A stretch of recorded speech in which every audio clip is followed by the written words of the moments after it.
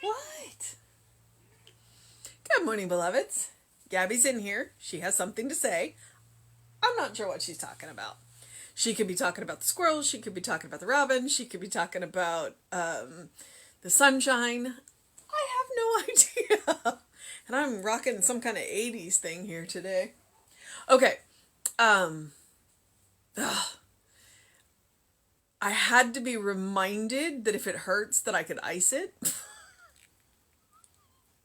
Because my ankle's been bothering me, and he's like, well, ice it. And I went, oh yeah. And I was like, and I was making all these excuses. So today I iced it and it felt good. And I was like, so if it hurts, maybe you need to ice it. Just, I know this. I do know this. But, it took somebody from outside to say, hey, are you doing this? And that is kind of like one of the things about science of mind. It's like, we're not trying to teach you anything you don't know. We're simply trying to remind you. We're simply here to remind you of things that you do know. I know that that when it hurts, that I should elevate and ice. And it's rice. Rest, ice, I forget what compress, and elevate. And I wasn't doing it. So it took somebody from outside of me to say, hey, are you doing this? Just like spiritual lesson. Okay. Gabby seems to have decided to be quiet for a moment, so let's see. It is March 11th. Our title is Givingness. There can be no real gift unless the giver goes with it. Giving includes more than the giving of money or things. It includes the giving of service or whatever we have to others. But always the gift and the giver must go hand in hand. The surrender of everything we have and everything we are into the joy of its own self-expression. This is the way that God gives. This is the way that we should give.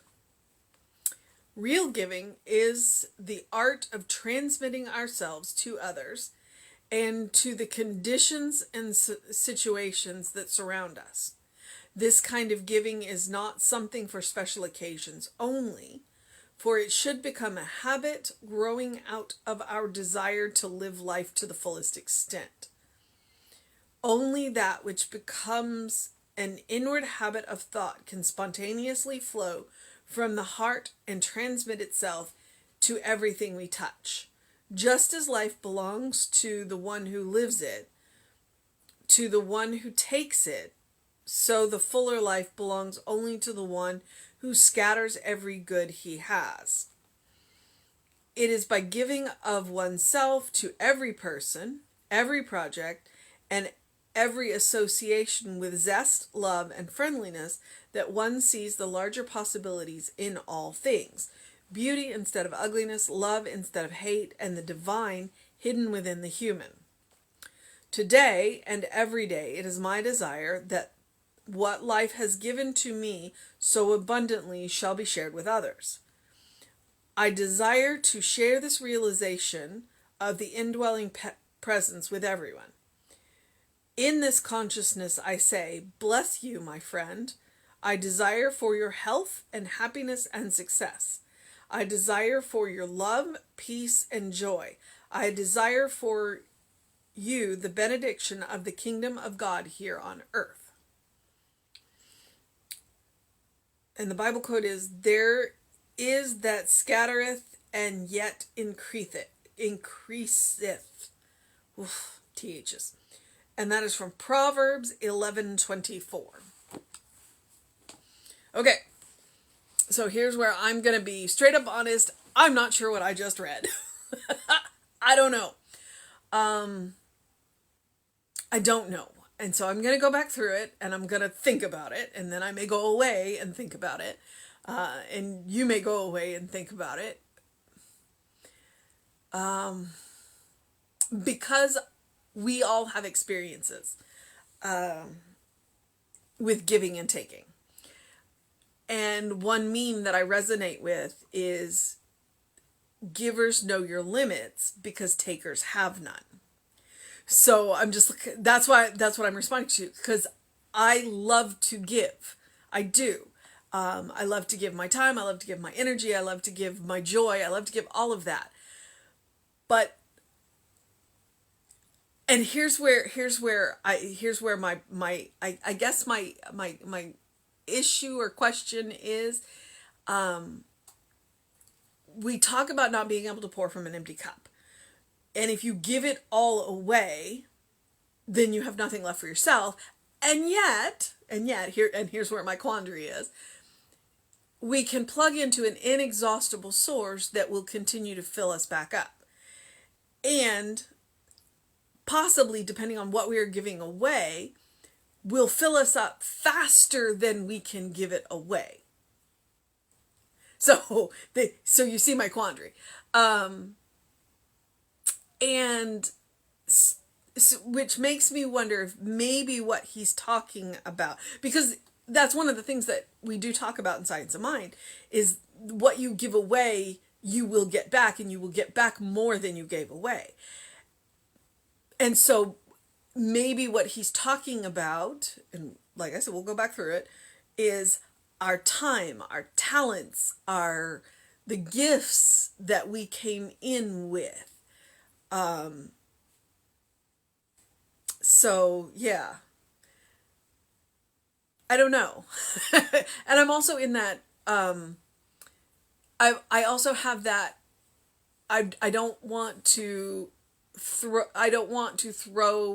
my gifts into an empty well. And yet, to some degree, we are called to do that.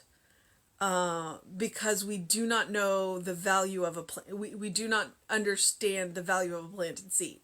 It's like I can throw my whatever it is that I'm giving it to what I consider an empty well, but it doesn't. Something may be planted in all of that I'm doing, and I may never see the results of that. And as a practitioner, I have to be okay with that. I have to be okay with the fact that I could do a treatment for somebody, that person could walk away, and I will never know whether the treatment worked or not. That is like lesson 1 in practitioner 1, it's like, and not really, but that's one of the things. Unless the person that we are working with chooses to tell us the results, we may never know. Okay, so there's my speculation. Today, I have questions. I have questions, Ernest. I have questions. All right. There can be no real gift unless the giver goes with it. And see that right there, I was like, what? I don't know. You can't develop you can't separate yourself from your gifts. A little bit of you is always going to go with okay. Yeah. I don't know. There's a term we use in anthropology, and it's effectively contamination, and I can't think of the word right now. But it's like anything that you give will always, especially like a gift, will always remind that person of you. So a little bit of you always goes with every gift you give. Giving includes more than the giving of money or things. It includes the giving of service or whatever we have to others. But always the gift and the giver must go hand in hand. It's possible that here he's talking about the attitude with which we give. That may be part of what he's talking about. I have a sneaking suspicion that doesn't even scratch the surface of what he's talking about. But when you give reluctantly, or do you give with no thought of return? Do you give with the thought that I'm going to get something out of this? So some of that attitude, the reason that you give is going to go with whatever it is that you're giving. The surrender of everything we have and everything we are into the joy of its own self-expression. This is the way that God gives. This is the way that we should give. And I think that's where the mind-blowing statement is. The surrender of everything we have and everything we are into the joy of its own self-expression. Spirit, God, Atman, the quantum field, the patterning intelligence, whatever word you want to use, gives absolutely everything and holds nothing back. Because, okay, you know the Bible quote, God so loved the world that he gave his only son? It's deeper than that. God so loved the world that God became the world. God became creation. Everything we touch, everything we look at, it's all made of God. So, the surrender of everything we have, there's nothing that's not God. And everything we are, meaning that everything that God is available if we're willing to accept it. So everything we are into the joy of its own self-expression. This is the way that God gives. This is the way we should give. And frankly, that's terrifying. And I'll tell you why it's terrifying. Because it asks us to give up our individuality. To a degree. At least that's what it sounds like. That's probably not what it is, but that's what it sounds like. But go talk to any artist. Musicians are particularly good at this, where they lose themselves in what they do for a brief period of time. And I think that's what Ernest is after.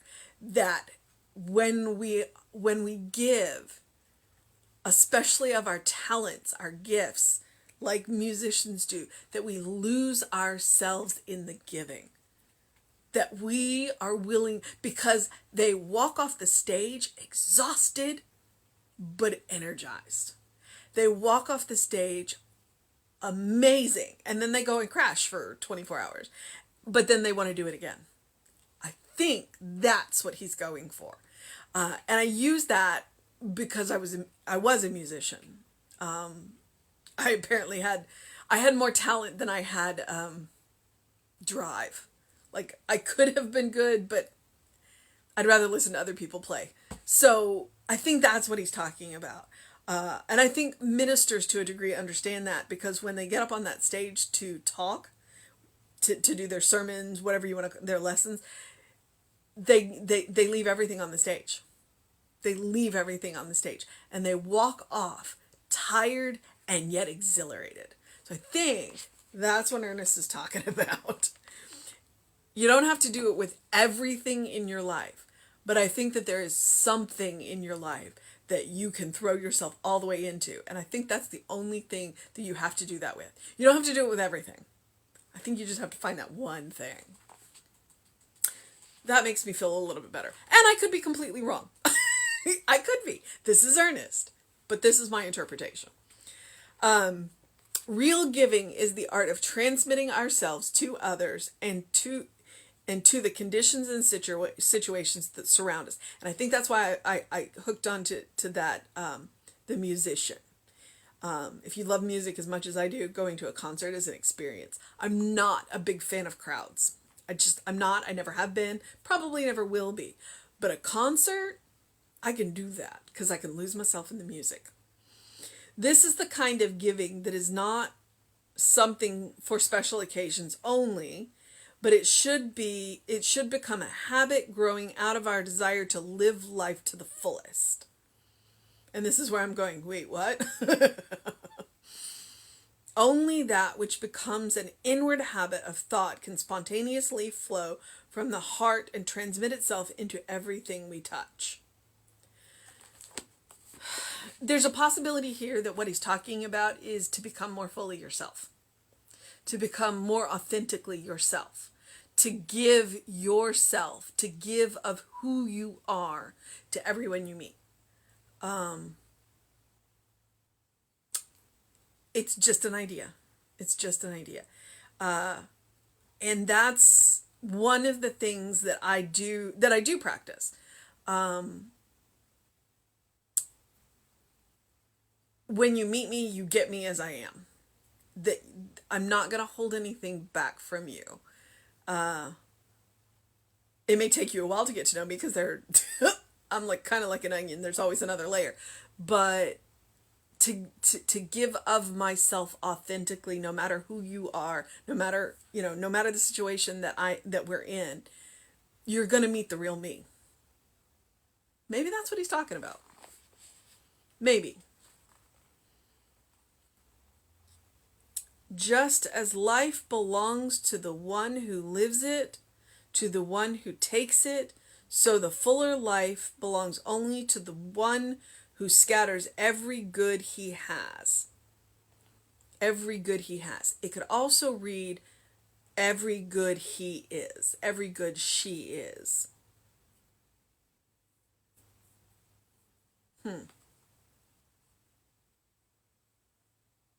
It is by giving of oneself to every person, every project, every association, with the zest, love, and friendliness that one sees the larger possibility in all things. It is by the giving of oneself to every person. Maybe that's what he's talking about, the authenticity, being who you are. And who are you? You are a child of God. You are a child of spirit. You are a child of love. And throwing yourself into anything that you do fully, even if you do it badly. Because when we try things for the first time, we're not going to be good. That's just the way it is.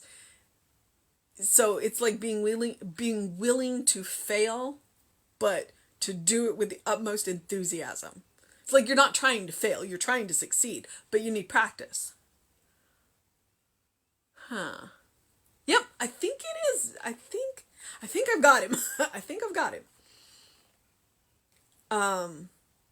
It is by giving of oneself to every person, every project, and every association with zest, love, and friendliness that one sees the larger possibility in all things. Beauty instead of ugliness, love instead of hate, the divine hidden within the human. I really think it is. I'm gonna stick with the musician, how they lose themselves in the music, how they are authentic in that moment. They are authentically themselves because it's what they love to do, and that's what Ernest is calling on us to do all the time, to be authentically ourselves and to go at everything that we do with all of us. All of what we are. Today and every day, it is my desire that what life has given to me so abundantly shall be shared with others.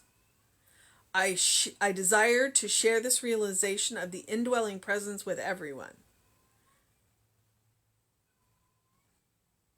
To let that divine spark shine. To not hide that light that we are under a bushel basket. In this consciousness, I say, bless you, my friend. I desire for you health, happiness, and success. I desire for you love, peace, and joy. I desire for you the benediction of the kingdom of God here upon earth. All right, then. I think he titled it Givingness, but I think what he was talking about is being authentically that spirit, or as Reverend Jesse would say, being authentically that godling that you are all the time, to the fullestness of the love within you, because that is coming from an inexhaustible source. Okay. I think I have an idea of what's going on. I'm going to have to think about it some more. And I hope I've given you something to think about. It's not about stuff. It's about who you are. It's about who you are. So, our mission today, should we choose to accept it? Yeah, I think that is it. It's kind of that, the surrender of everything we have and everything we are into the joy of its own self-expression. I think our mission, should we choose to accept it, is to be authentically who we are all the time. And to remember who we are, to remember that we are children of God, that we are, as Reverend Jesse likes to say, godlings, and that we are made of love. And to know that we are coming from an inexhaustible source of love in that endeavor. So that proverb, there is that scattereth and yet increaseth. Because that's the thing about love. The more love you give, the more love tends to grow. All right. Oh, Ernest. Yeah. So, do something loving for yourself. Do something kind for yourself. Do something compassionate for yourself. Trust who you are. Trust who you are. Because underneath it, you are a divine spark. You are a beloved child of God in whom Spirit is well pleased. Trust that your base nature, your foundation nature, is love. And start from there. And know that when you are giving that love, you are giving from an inexhaustible source. I will add the caveat, you are allowed to love from a distance. You don't have to get up close and personal with people that don't resonate with your energy. You can love them from a distance. But you can give them love. So, all right. I'm going to move into the process of my day. I'm going to encourage you to do something to engage your mind and your body. Whatever that looks like to you. There's a bit of sun right now. So if I would encourage you, early morning sun is just 5-10 minutes on the face. And hydrate. Drink some water. Drink some water. Please drink plenty of water. It will change your outlook. Hydration really, it does make the brain work better. So get some fresh air. Open the windows of your soul. Allow that breath of heaven to remind you you do live in heaven now. To remind you that love, with a capital L, comes from an inexhaustible source. You don't have to ask for it because it is who you are. But when you ask for it, you are opening a channel wider to let more love flow into your life. And it comes from all kinds of amazing, different sources. So, that's my thought today. And I think I'm going to let it go there. I think I've talked enough. But, Reverend David will be on Facebook Live with you around 5 p.m. I'll be back with you at 9 a.m. It's Thursday, and if you go to the website creativelife.org, or you can sign up for the email info@creativelife.org.